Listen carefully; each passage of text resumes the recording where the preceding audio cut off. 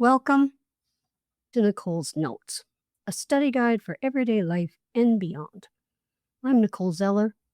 Every episode, we dig into what matters: politics, relationships, culture, the absurdities that make being human so damn complicated. No apologies, no simplified answers.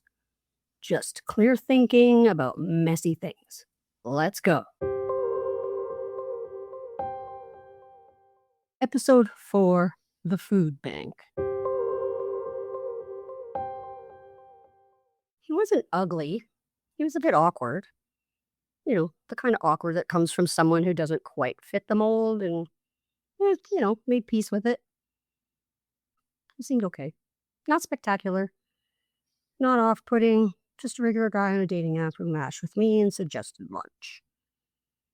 Through the first 15 minutes, he tells me about his childhood. His mom left him as a baby with his grandparents. So that's a hard one. His grandparents adopted him. He has hearing deficits. I could see the cochlear implants. These are real significant life experiences, and I'm not dismissing them at all.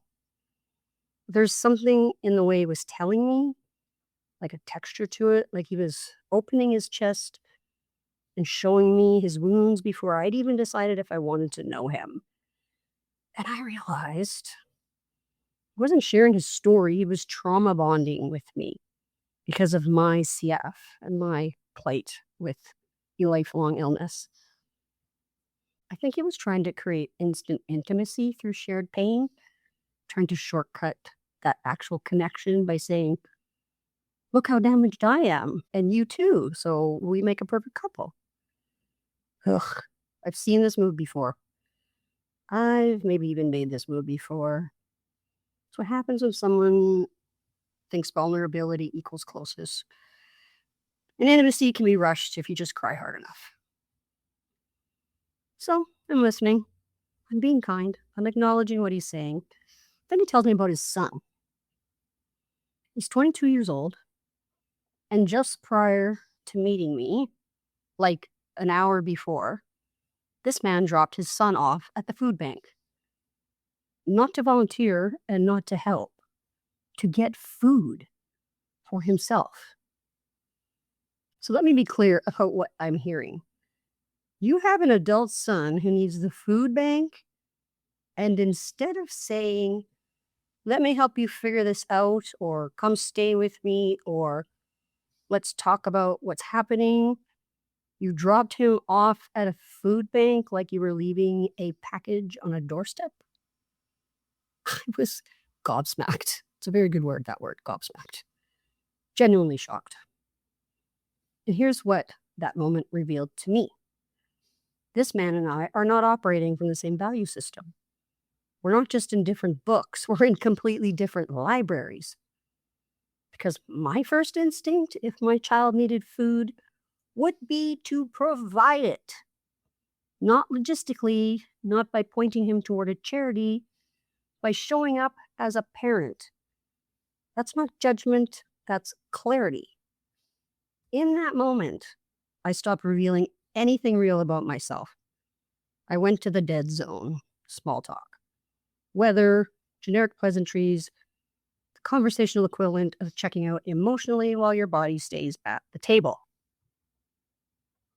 He couldn't feel it, or he didn't want to feel it, because as I'm doing the minimum required to get through this lunch, he's already planning our second date. He's telling me we're really on the same page.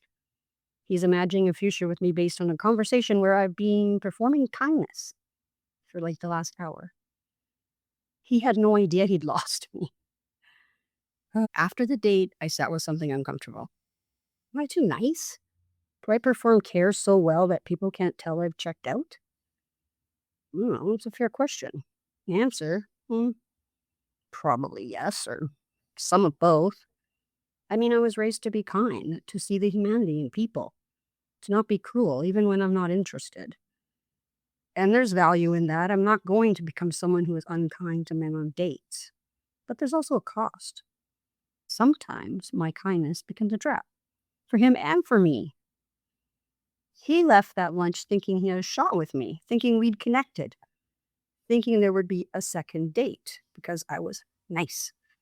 I was engaged. I listened. I didn't roll my eyes or check my phone. I was present. But present isn't the same as connection, and kindness isn't the same as interest. He texted later, "Can't wait for our next date." And I thought, I'm going to have to postpone that for never. And what I actually saw, here's what I'm wrestling with. He probably would have laid down in traffic for me. He probably has a good heart. He's probably someone who genuinely wants to be a good person. But none of that changes the fact that he dropped his 22-year-old son off at a food bank instead of stepping up as a father. That's not a personality flaw, that's a values misalignment. I mean, that's a fundamental difference in what we believe a parent owes their child. And when I imagine a future with someone, I'm not just imagining romance, I'm imagining how we handle crisis, how we show up for people we love, what we do when someone needs us, because that's the person I'm actually dating. Not the guy at lunch, the guy in the hard moments. This guy in the hard moment with his son chose the easy path. He passed the responsibility to an institution. I can't unknow that about him, and I can't be with someone whose values I can't respect. No matter how nice he is or how much he might care about me. The delusion and what struck me most was how disconnected he was from the room. He was narrating a relationship that didn't exist. We weren't on the same page. We weren't building anything. I was being kind to a stranger who told me sad stories and then asked me to validate his pain by dating him. And he thought it clicked. I guess that's not his fault necessarily. Maybe his hearing implants don't quite catch emotional subtext. Maybe his childhood trauma has taught him that love is about persistence, not reciprocation. Maybe he's just not great at reading people, but intention doesn't change outcome. The outcome is he leaves thinking there's a second date. I leave knowing there isn't. He goes home imagining a future. I go home thinking about his son at the food bank and how I could possibly get him some groceries. The win, such as it is what I know I didn't settle. I didn't let niceness, his or mine, override my actual values and my actual gut.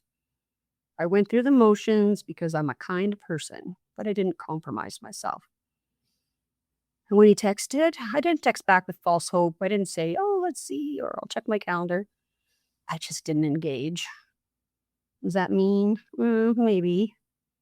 But the alternative is leading him on, and that's meaner. The guy wasn't a jerk. He probably wasn't a terrible father either. But he was fundamentally misaligned with how I see the world, with what I believe matters, with what I need from a partner, which includes someone whose values I respect and whose choices, even in difficult moments, reflect something I can believe in. It was a big swing and a miss. And I'm moving on to the next one. The question I'm still holding: am I too nice? Do I care so well that I enable delusion? I mean, I think the answer is I'm appropriately kind to people who deserve it. But I've also learned that true kindness sometimes means not pretending. It means being honest, gently, about whether something is there. With him, I was kind by showing up. I was honest by not pretending beyond that date. And I'm kind to myself by walking away from someone whose values don't align with mine, no matter how nice he might be.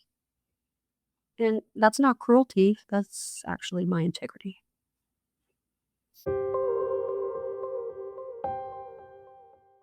I'm your host, Nicole Zeller. Thank you for listening. And remember, stay fierce. The world will adjust.